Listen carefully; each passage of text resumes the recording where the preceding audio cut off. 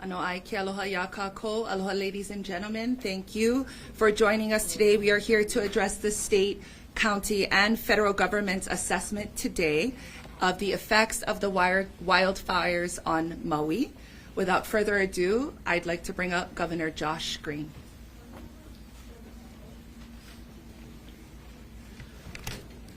Aloha, friends. First of all, mahalo for welcoming us to Maui, and mahalo, Mayor, for being here for us. It's a heartbreaking day, without a doubt. What we've seen today has been catastrophic, but we tell you there is going to be a team effort to bring our state back. What we saw was the utter devastation of Lahaina. We walked from end to end today as a team, Mayor Bisson for the county, Senator Schatz at the federal level, and myself, plus all of our teams. And what we saw was likely the largest natural disaster in Hawaii's state history. You'll recall in 1960, we had 1 year into statehood, a tsunami that hit and took 61 lives on the Big Island. We are seeing loss of life here. As you know, the number has been rising, and we will continue to see loss of life. But we have extraordinary professionals working on this job. We also have seen many hundreds of homes destroyed, and that's going to take a great deal of time to recover from. But that's why we come together. We come together to give comfort to people, and like I said, we will prevail. But we come together now to talk about the specifics of resources. This morning at 12:10 a.m., my team and I submitted the proposal to the federal government for presidential disaster declaration. And exactly 6 hours later, we were honored to receive in the affirmative that the federal government will be supporting our full recovery, which means that there will be grants for individuals from FEMA, there will be support for rental aid, there will be support for small businesses, and this is just a small piece of what's going to be necessary. But the financial aspects of the recovery will help blunt the loss of life, because all of us will have a loved one here on Maui that we know of that lost a house, that lost a friend. We talked to many people today, not just at the shelter, which was something to behold, and we appreciate all the volunteers, like we appreciate the incredible work of the firefighters and police. But we talked to an old gentleman who hadn't seen anything like this ever in his life, a wildfire that took a whole city. His neighbors have all lost their homes. His home was intact, but he was in tears. This is a gentleman that doesn't cry easily. We saw young men on bicycles riding through Lahaina. They also had much loss to share. They lost their houses, and they don't know where to turn. So what we're telling you is we will rebuild. Today you're going to hear from not just me as governor, but you're going to see what Senator Schatz will be able to begin working on and proposing for our aid. Also, we have experts from FEMA, of course our local leadership, our state senator, and mayor. But let me say this, a couple things. We are going to need to house thousands of people. It's our intent to initially seek 2,000 rooms so that we can get housing for people. That will mean reaching out to all of our hotels and those in the community.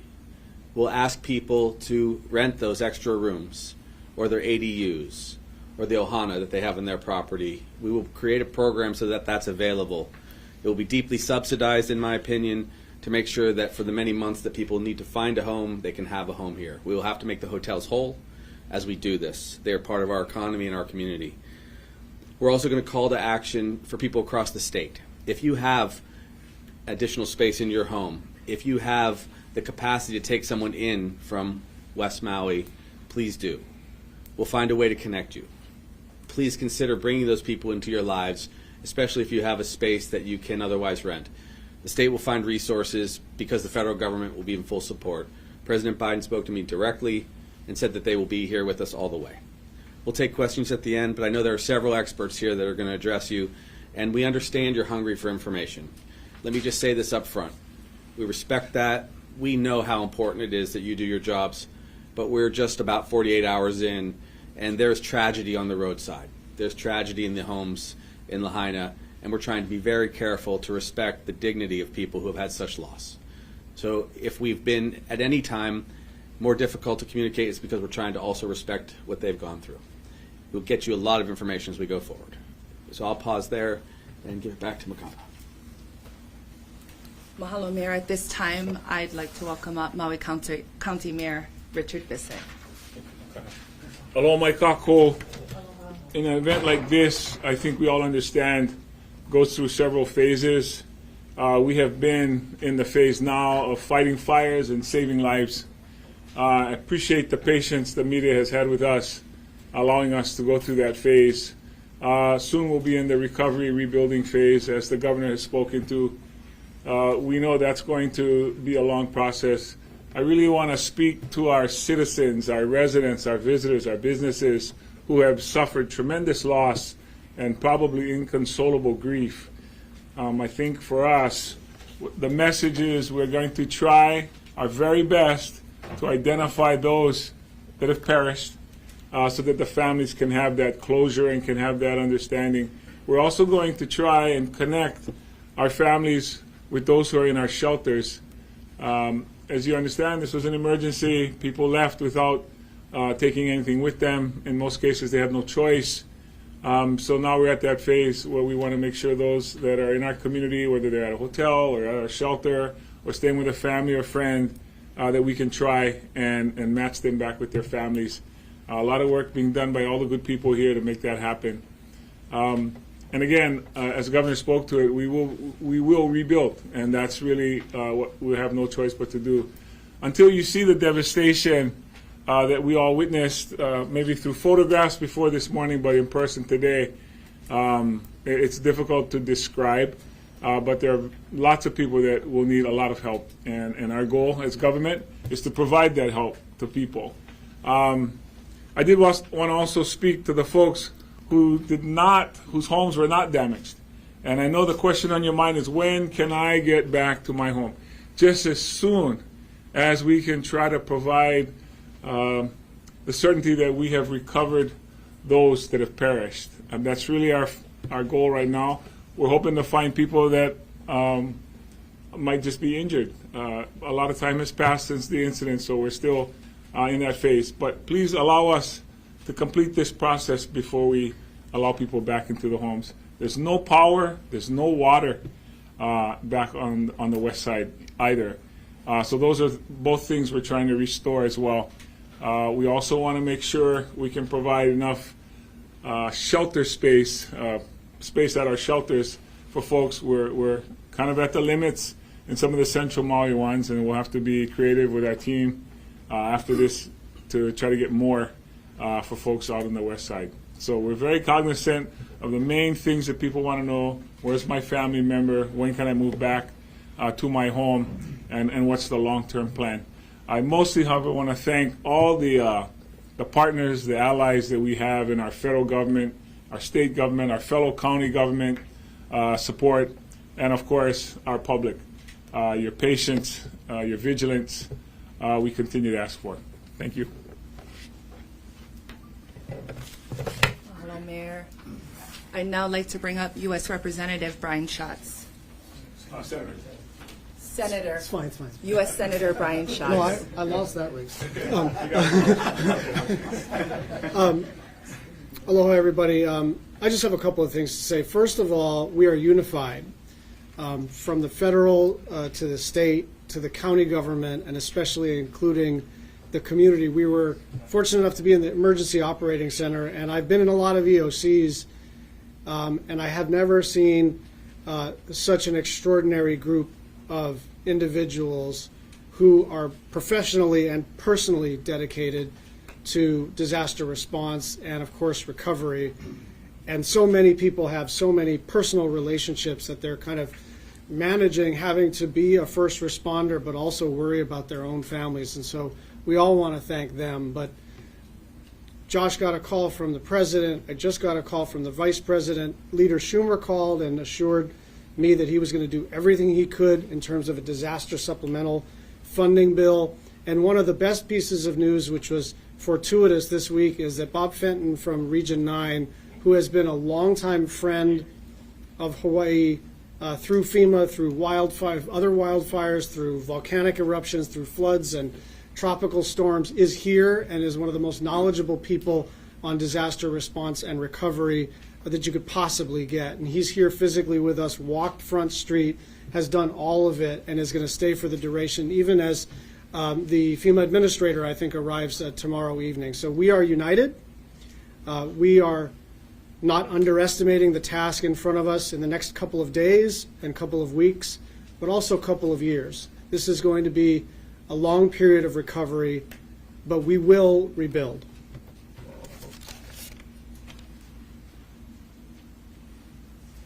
Mahalo, Senator Brian Schatz.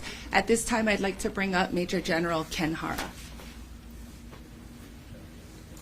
Good afternoon and aloha. I'd like to start off again by offering my condolences and prayers to everyone from Maui, to include the visitors. It was just extremely saddening to see all the destruction there, but I was fortunate to be able to see it firsthand and now realize the amount of support that we're going to require from the federal, state, county, and the private. And I was talking to Governor Green and said this has got to be an all-of-nation approach. Because of what I saw, we'll be activating what we call the Joint Task Force 5.0. So that's a dual status commander. I'll be appointing Brigadier General Stephen Logan, who's currently my Deputy Adjutant General. He will be the dual status commander, so he'll have the authority to command both active duty and National Guard forces. I've been in close contact with Admiral Aquilino, who's the commander of U.S. Indo-Pacific Command, and General Charles Flynn, who's the commander of the U.S. Army Pacific, and they have said they will provide the state whatever military resources we need for response and recovery. I did ask, and we did formally request several capabilities and resources from FEMA and from the federal government. I'll allow Administrator Fenton to go into the details of what he's approved, but it's going to take a long time, as the mayor and both the governor alluded to. There's so much destruction. It's going to take time to rebuild, and we're going to need that all-of-nation approach that I talked about. Thank you.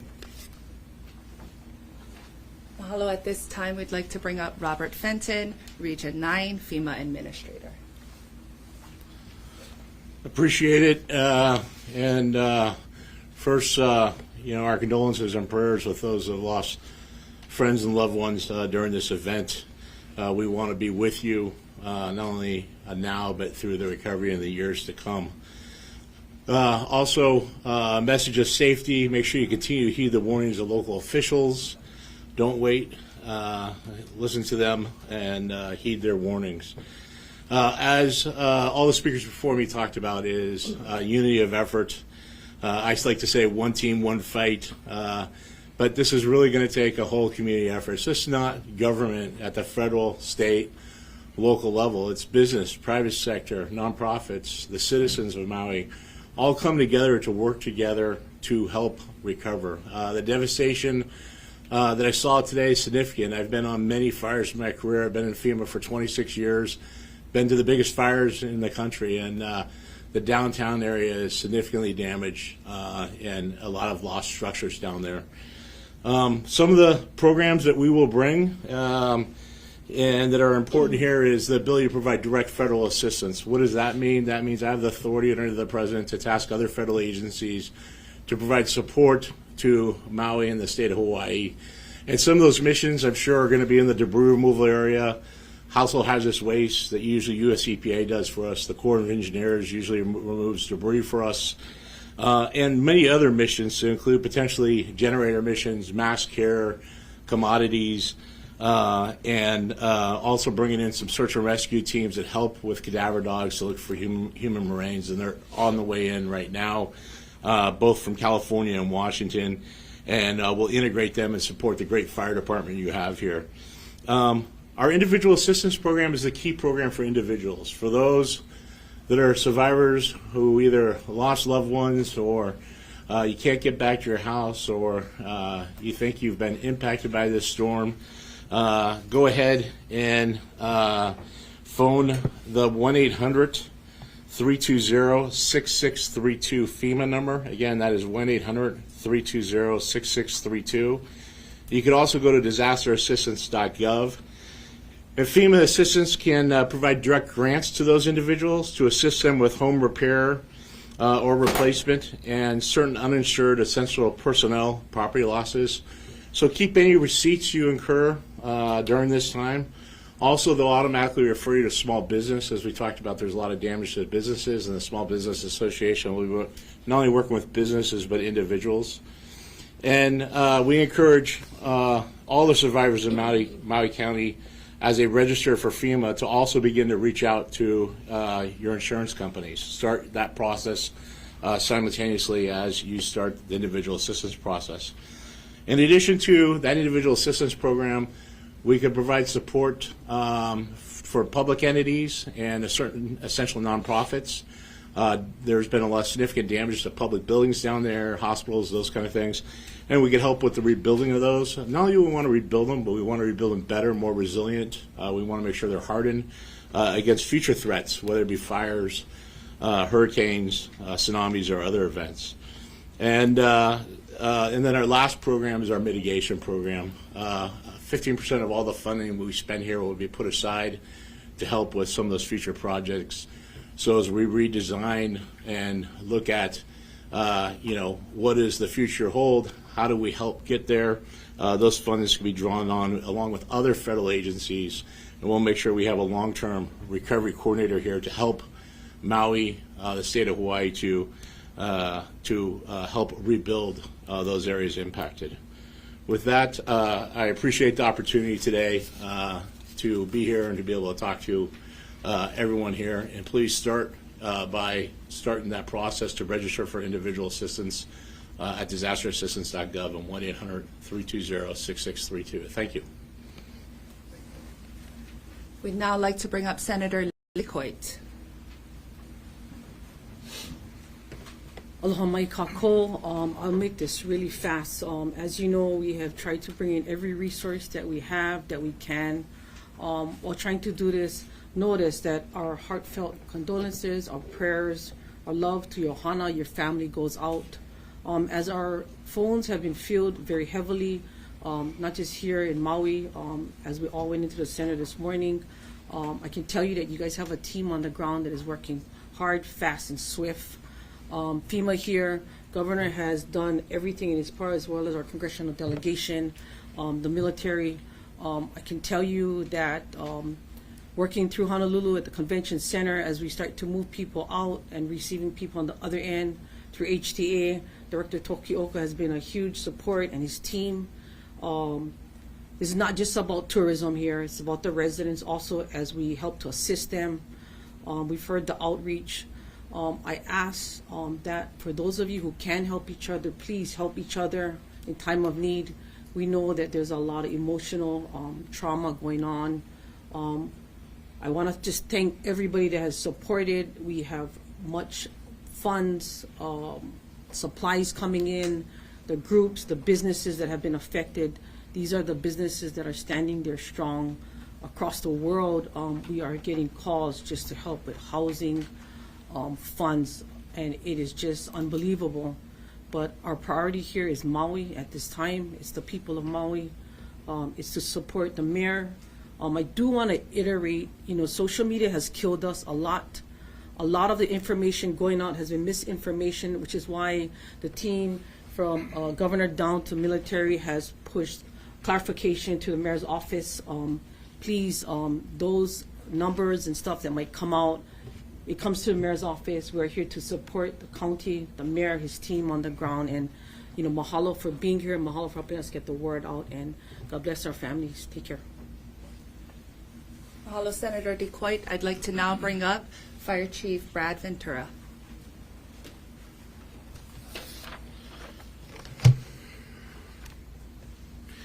Aloha, good afternoon. My name is Brad Ventura, Fire Chief from Maui County.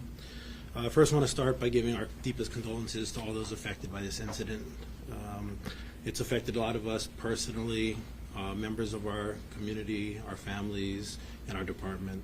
So our hearts go out to all of them. Give you a little bit of background of how the day unfolded Tuesday. Our firefighters are faced with multiple large wildfires beginning just after midnight Tuesday morning. These firefighters are compounded by extreme winds that we're all aware of. The first fire up in Upper Maui burned about 675 acres. By 11 o'clock in the morning, that's when the Lahaina fire began. It was fueled by gusts up to 60 miles an hour. Some even reported up to 80 miles an hour, but we saw up to 60 miles an hour in the localized area. We redirected resources from many parts of the island to respond to the Lahaina area. And around noon, an additional fire started in Kula, and that spurred evacuations of Kulalani Circle, Kulamanu in that afternoon, and resources were also directed up there. Around 6 p.m., a fourth wildfire started that afternoon on Pulehu Road down in the Central Valley. That burned several hundred acres, and again, resources had to be directed, and decisions had to be made to triage what was most important at the time. So that fire was left with less resources. As of yesterday, it burned 675. I'm sorry, not that fire. That fire was several hundred acres. I don't have a number on that one yet.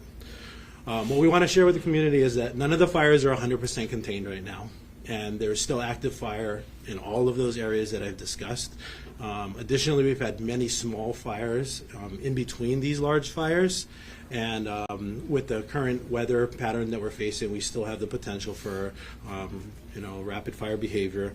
And so we just want to make sure people stay out of the area, stay diligent. If they see smoke and flames, please call 911. We've stood up our incident management team to manage our resources within our department that are focused mostly on containing all of these emergencies right now and stopping them from growing. Our department has received both state and federal support and resources that are on the way, some landing right now. And what we really want to share with the community is part of the reason we need them to stay out is because it's still very, very hazardous in the burn areas. Things are falling every minute around us, and there have been some people that have been hurt by just falling telephone poles and such. So we need to make sure the area is safe before anybody can return to that space. That's all the comments I have for now. Thank you. Mahalo. Finally, we'd like to bring up Police Chief John Pelletier. Thank you. Our deepest condolences. It can't be stated enough because we don't know how many people we have dead. When this is all said and done, we just don't know. I have to say thank you to the incredible work of the men and women of the Maui Police Department that day in and day out do an incredible job. I have call takers that are answering calls knowing that on the other end we don't have the answers for their loved ones.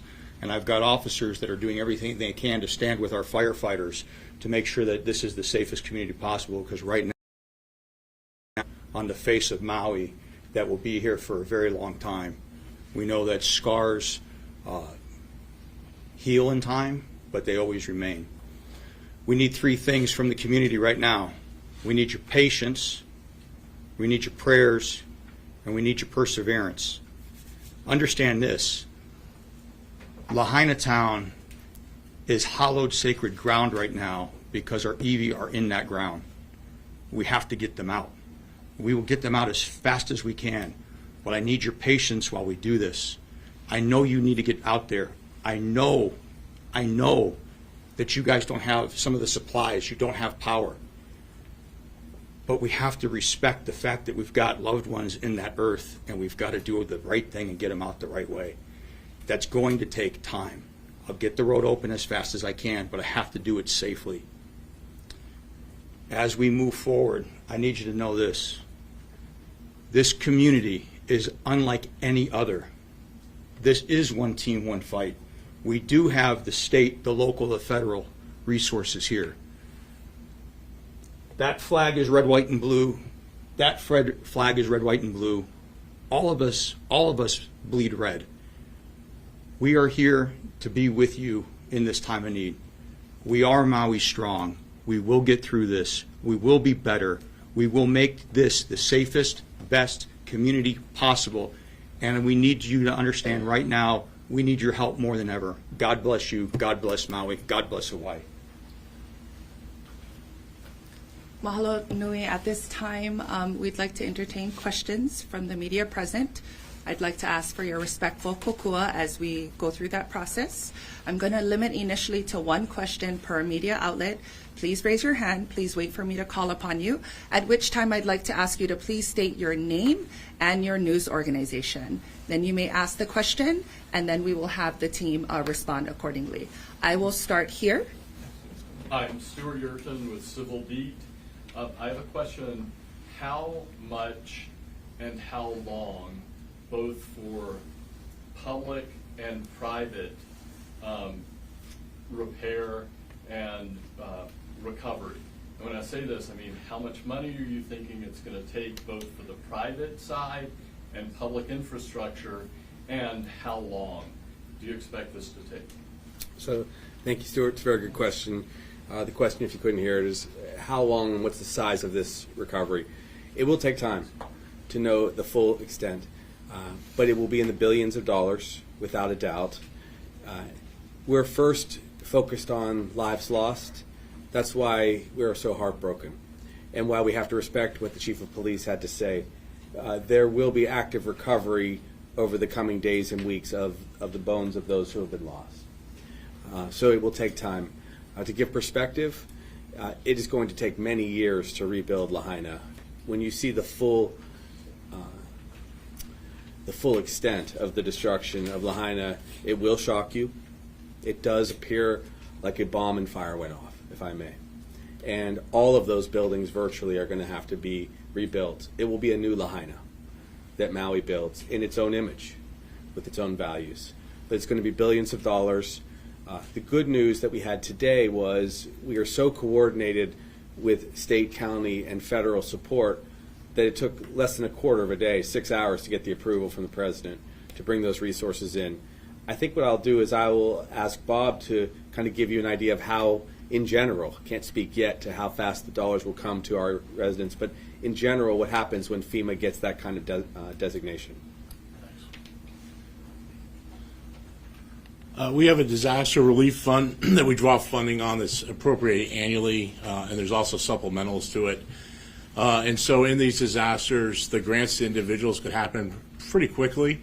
The homes are destroyed. We do already have mapping from the air. We've already processed it against there. So start the call in, and we could actually get inspectors to use some of that visual imagery to validate the damages to someone's house. What we'll do is set up recovery centers with Maui in locations over time, so that as individuals have questions and want to do case management, they can come in there. But that funding through there not only could provide rental assistance, but repair costs for your house and other assistance if you're if it's your primary property, and after rental assistance, after insurance, it's a direct grant. Basically, we send it into your account. There's no cost share. It can be done fairly quickly, and you'll see numbers come up. They'll start happening pretty quickly. Probably over the next week, you'll see dollars going out on the street pretty quickly. We'll bring in individuals that will go out, and for those that maybe can't register or have difficulty registering over the internet, we will go ahead and try to come to you. We have people who go out to the field with palm pads. They'll look for you. We'll go to the shelters. We'll go to their locations and try to help them. As far as public assistance, it's primarily a reimbursement, and so as the county and the state spend funds, we reimburse those costs. That also could happen pretty quickly. The direct federal assistance I talked about is us doing the work. So when we talk about the debris mission, which may be a very large mission there, and I've done them in California before for big fires like this, where I've seen structures on this this magnitude destroyed. It's taken us months to a year to finish the debris mission, just to give you an idea, depending on the number of structures, the amount of concrete that's removed, the number of structures need to come down. And those missions have cost in the past anywhere from hundreds of millions of dollars to $1 billion, depending on how much landfill space you have, where do we recycle stuff at, do we have to take it off island? There's all these questions that we got to start working through right now. That's directly the federal government doing it, and we're going to do it in support, in coordination of the county and the state. So, and then what we'll do is our mitigation funding is, as we identify projects, we provide grants that people can apply for, public entities, could apply for those grants over time, and that'll probably really happen a year to 18 months down the timeline once you really start identifying what the master plan is, how you're rebuilding, what do we need to mitigate. So a lot of our funding could be directly given, especially to individuals. That's why I say start with that registration process. Go to disasterassistance.gov, download the FEMA app, go to the 1-800 number, and start that. It could be pretty quickly to get money in your pocket, especially if you need money to cover costs you're expending, especially if you need some rental assistance. And then we're going to figure out through case management what other types of forms of programs we need to bring in here. There may be unique programs that meet your needs that we need to either bring that we used before, or new ones we need to develop that's specific to the uniqueness and culture out here in Maui. I'm going to add, take energy, for example. The poles in some cases have been incinerated. They're down. It's going to take HECO a lot of time. We're talking about more than just days. We're talking about weeks to months in some cases to get energy fully restored.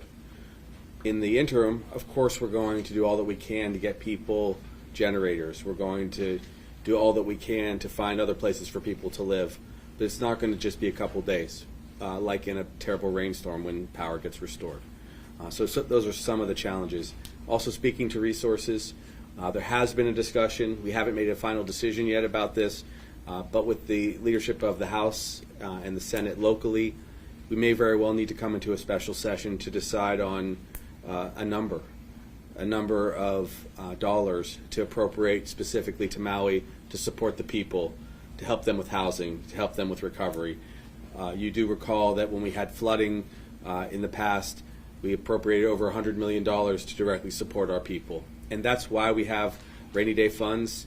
The legislature this year alone set aside $500 million, and there was already $1 billion of resource that was for emergency. This is the greatest emergency we've seen in decades. Hello, next. We'll go here. Thomas Heaton, Civil Beat, for the Governor. Yesterday, Lieutenant Governor Luke said, quote, "We never anticipated in this state that a hurricane which did not make impact on our islands will cause this type of wildfires." A similar phenomenon occurred during Hurricane Lane in 2018, and experts have been warning of the increasing dangers of wildfires in Hawaii for a number of years. My question is, after Hurricane Lane, did the state make any changes, or did it prepare for this kind of scenario going future from there? We've never experienced a wildfire that affected a city like this before, so this is something that we have not experienced before. We have experienced wildfires across the state, and they've been tragic, but usually tragic in open space. This was, of course, a shock to see a hurricane and its winds and the trade winds cause collateral damage, which was the spread of fire. I think that we're seeing this for the first time in many different parts of the world, where we're seeing fires from California to Colorado. I would comment that I've been contacted by several governors across the country to share their experiences.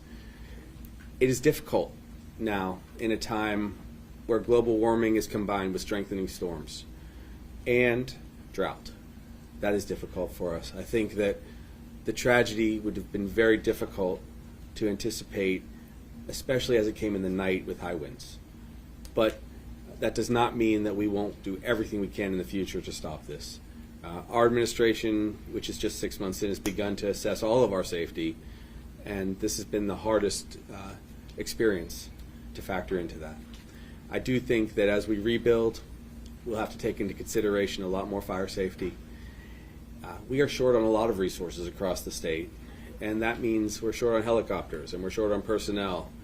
It's difficult to find enough resources to pay firefighters and police adequately to get them into the discipline. So it's always a challenge in the islands. But this is going to be a priority. Climate change is here, and it's affecting the islands, and I think that's what you're seeing with this fire. Okay. just one second. We love our civil beat, but we got a twofer in there, so let's not hanaho that. If you are from a media outlet, I'd like you guys to just pair up with your partner. If you've got multiple people here, taking one question per outlet. So mahalo nui. I'm actually going to change it up. We did get a question in from Honolulu Star Advertisers, Dan Nakaso, for the mayor and police chief. Were mandatory evacuation orders ever issued for Lahaina? If not, why not? Were civil defense sirens considered as a way to warn residents and tourists of the fire? Yes, mandatory evacuations did take place on the west side for those affected areas. So it wasn't, for example, Napili or Kapalua, but certainly for Lahaina. The questions, sirens, different things in there. We have tone alerts that go out. We know that there's things that we can do to be preventative. How many times have we heard have 2 weeks of supply if you have a hurricane? The only thing I would say to the person asking the question is, we've heard that for how long? Do we all have 2 weeks of supply? Probably not. And so I say that because nobody saw this coming. And if we did, we wouldn't have this situation, but this is a tragedy. And so we do everything we can to mitigate the threats when they come. But this was not one of those, if it's predictable, it's preventable. Nobody saw this coming, period. Mahalo, I'm going to go this side of the room. Right back there. You, yes. Hi there, Governor, fellow dignitaries, Justin Michaels from the Weather Channel. And you may have covered this. If you have, I apologize. Is there a handle yet on how many people are still missing at this hour? He's going to defer that to me, I guess. Sure, whomever. So honestly, we don't know. And here's the challenge. There's no power. There's no internet. There's no radio coverage. Our pack sets, we're having a hard time getting through on that. The fire burned 2 fires or 3 fires ago, fiber optic cables, which we're in the process on this budget to start replacing some of those.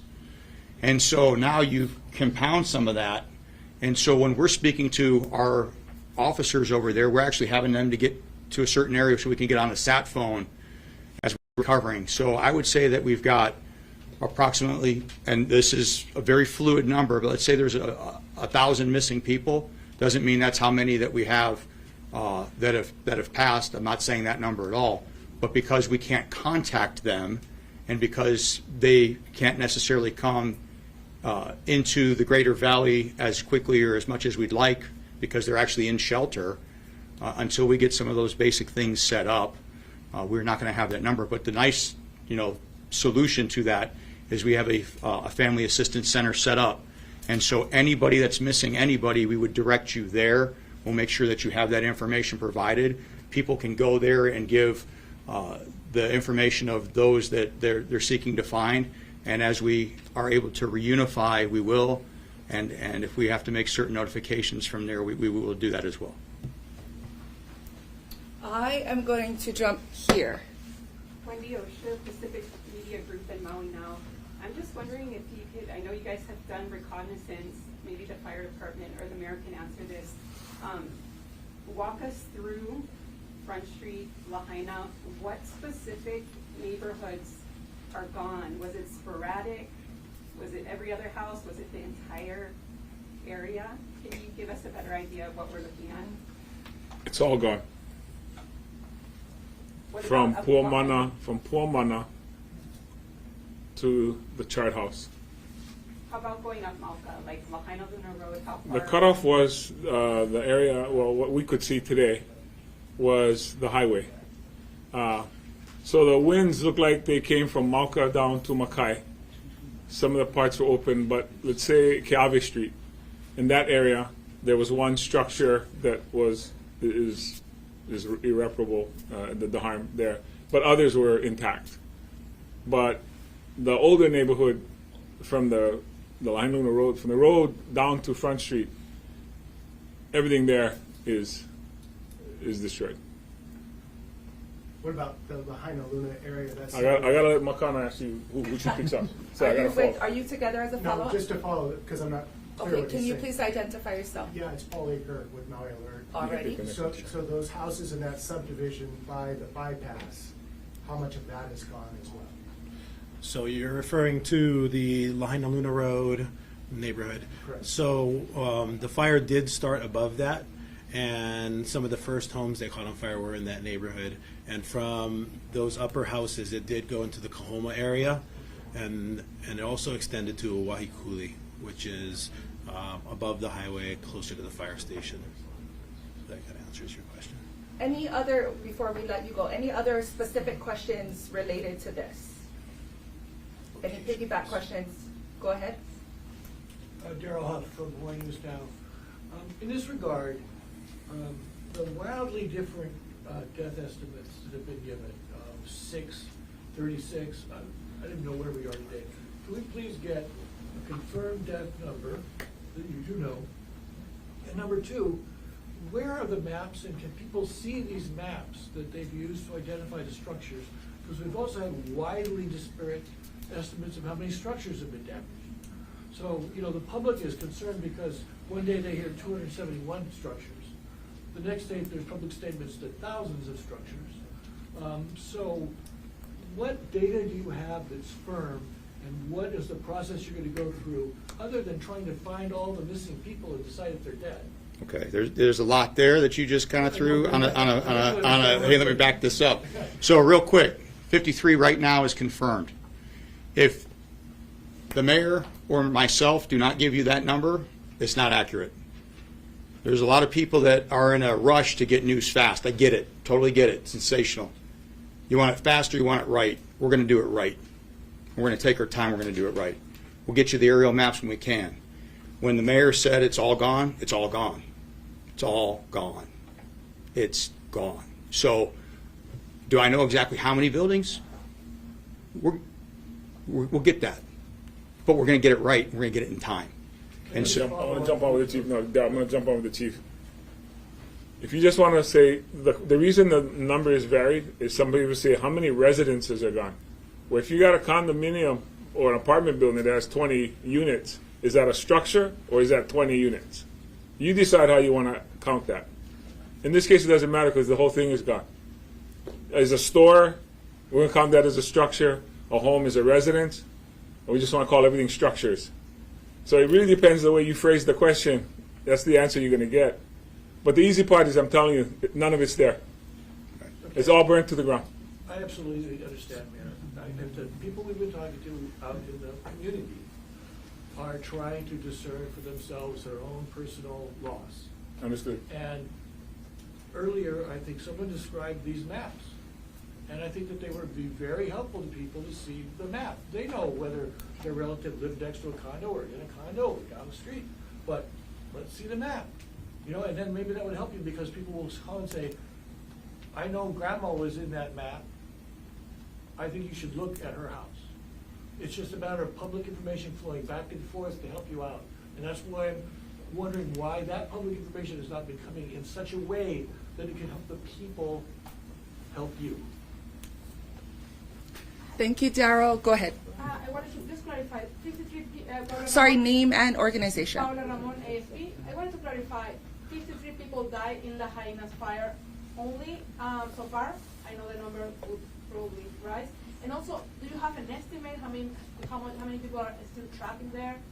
So 53 confirmed in the Lahaina town, the greater Lahaina town that we're referring to. So far, we've recovered 53 confirmed. I do not know, and that's the issue. And so because of the assistance of FEMA, we've got some of the professionals coming in that have done these things in the past, some of the equipment, because realize this, right now we've got Maui Search and Rescue, we got the police department, we got some folks from the National Guard. My cops answer calls for service. They go chase bad guys. They go build cases. We don't normally, it's a crisis, I understand that, go into buildings and pull out, some of the bodies. So we got to do it as safely and as possible as we can. So we know at this point we're going to need to do that. But we've got to do it slow and methodical because we've got to make sure that we respect everything and we bring everybody to the resting place the right way. And so therein lies part of the issue. So it's 53. It is rising. I do not know what the final number is going to be. And it's going to be horrible and tragic when we get that number. Because every one of those, it's not 53. It's 53 families, friends, it's a community. And so the amount of loss is incredible, and it's going to be devastating. I'm going to go right back here in this corner. Bridget Delonta, KHON. This question is for Mayor Bisson. Mayor, quite a few Maui residents and visitors, particularly the ones that have been sleeping on their car on the entrance to Lahaina, they have said that this disaster response has been chaotic, and they're frustrated with what they say is lack of direction and lack of communication. I think they just want to hear from you. What is your message to them?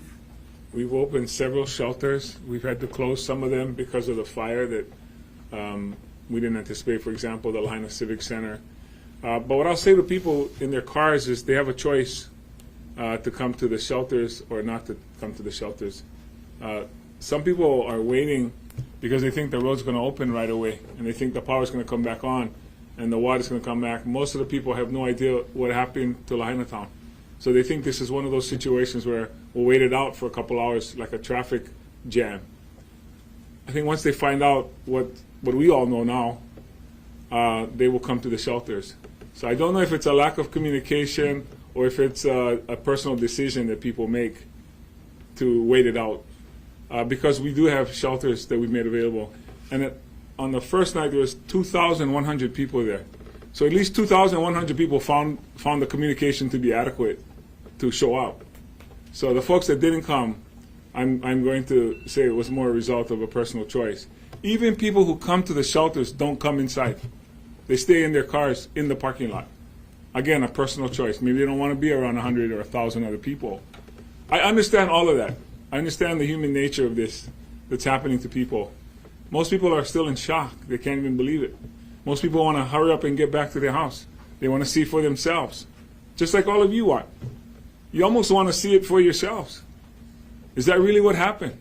Are they really telling us everything that happened? We're telling everything that happened. My message to those folks is go to mauicounty.gov, which is the website that we've informed everybody to go to. It's very clear, it's very explicit.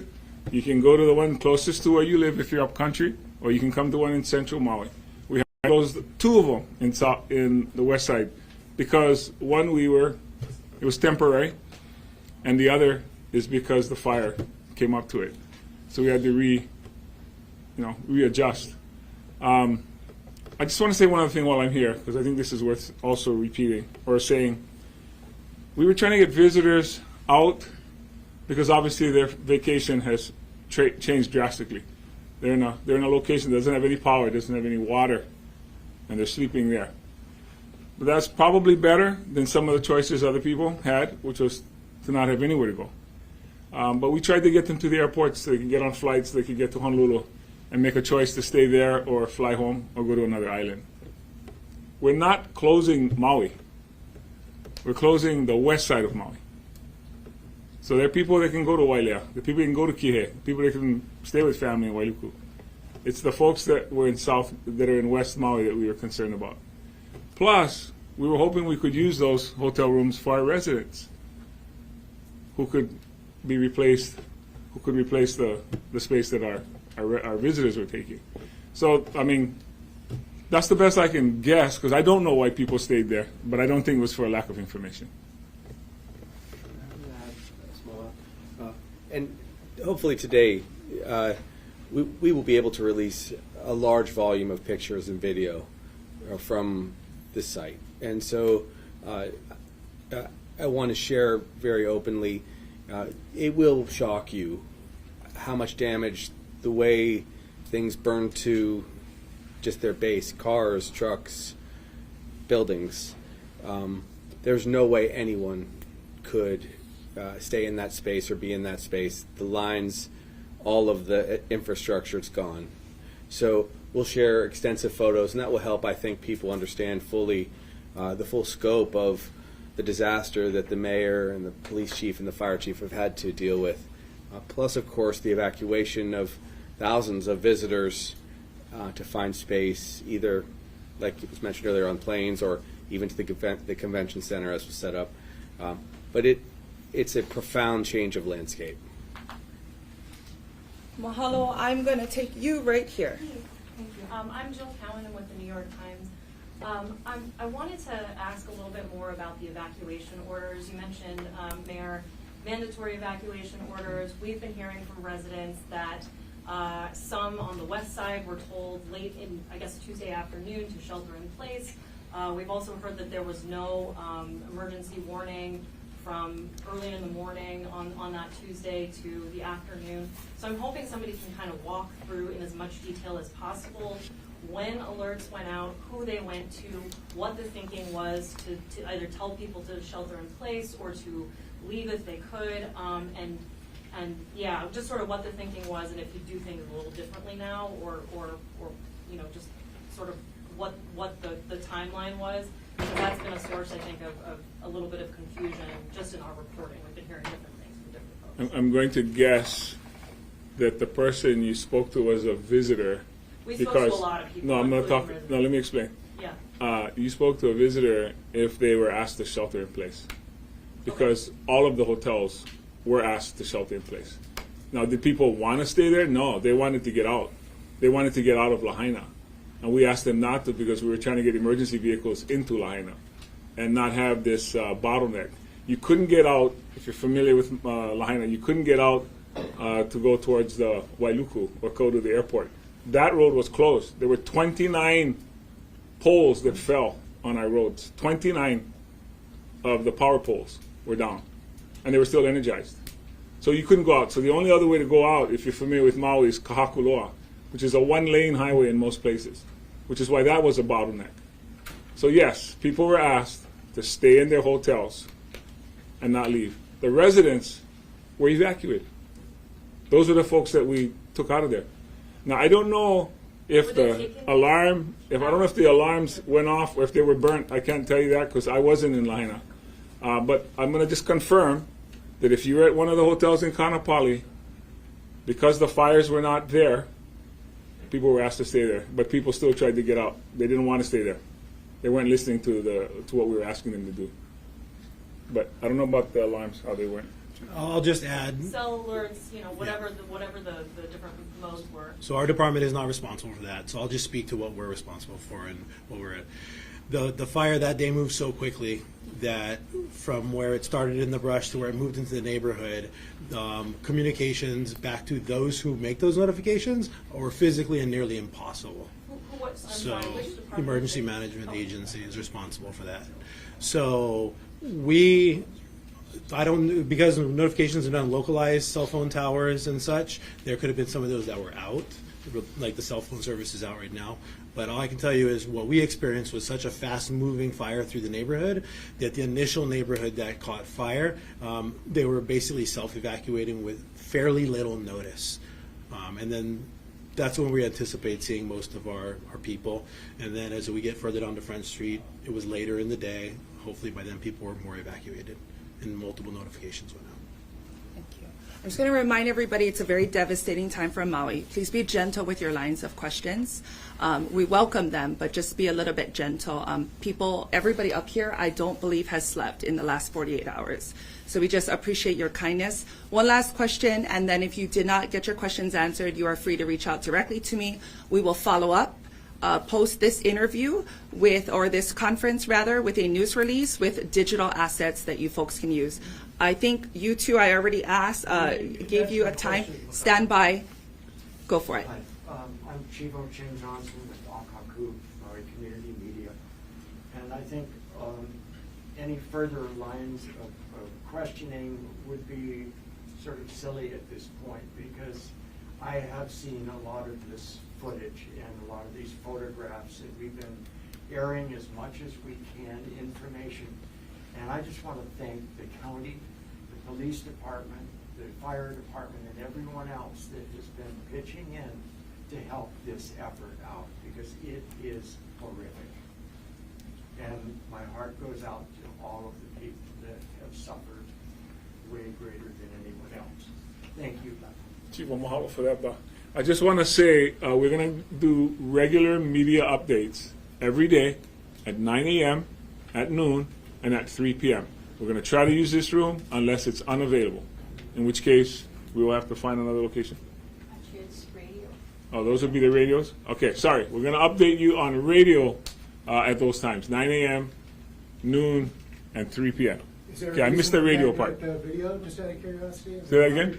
I said, is there a reason we can't do it video? There's a lot of people that don't get the radio that are in tune with Maui. I will tell you that what Mayor's talking about is a way to communicate to the public as well, for those who do not have internet and video access. So 9 a.m., noon, and 3 p.m. on every AM and FM radio station on Maui Island will be public information. Video, we will fit in. It will probably not be 3 times a day for video, though. So there'll be no questions allowed? The public is asking us to provide as much updates and information as possible. We are working to support their needs. Let me add to that to also satisfy. So, first of all, mahalo for your attention on this crisis. Like I said earlier, it's the largest natural disaster that our state has seen. That's becoming evident quite quickly. We will be holding routine press conferences at the state level, and at the right times we'll introduce the right people, which is usually going to be several people at the press conferences. We're going to try to unburden, to the greatest extent possible, the mayor, chief of police, and the fire chief as they do their job in this acute phase. But of course, they always answer questions too. We will be compiling a lot of information and sharing it. There will be chances for all of you to ask questions. We'll be doing it with FEMA support, with, in many cases, General Hara's leadership. We have our team assembled statewide, which is not unlike the way we approached COVID, which was to share a lot of information. It's just in these first 48 hours, the amount of damage has necessitated a conservative approach, because we really don't want those individuals that are in shelters right now to lose all hope. And that's where we are today. But there will be lots of opportunities. My team will be back here in support of the mayor very frequently, but we'll also hold a lot of press availability on Oahu, and we'll Zoom people in from the neighbor islands. I think that's fair to say. Okay. But we appreciate you. We also want to send the message before I go to the mainland and to the world. Please support the people of Maui. There are ways to do it. The Hawaii Community Foundation, for example, has set up a fund. I believe it's called Maui Strong. It's also going through the United Way, the Maui United Way. Millions of dollars have already poured in, but as you can tell, thousands of individuals are going to have great need here in the county, and that's going to go directly to those people. So thank you to everyone for doing what you can, and if you're a local resident, find a way to take someone in for Maui, if at all possible, because this rebuild is going to be extraordinary, but it's going to take time. So thank you all for today.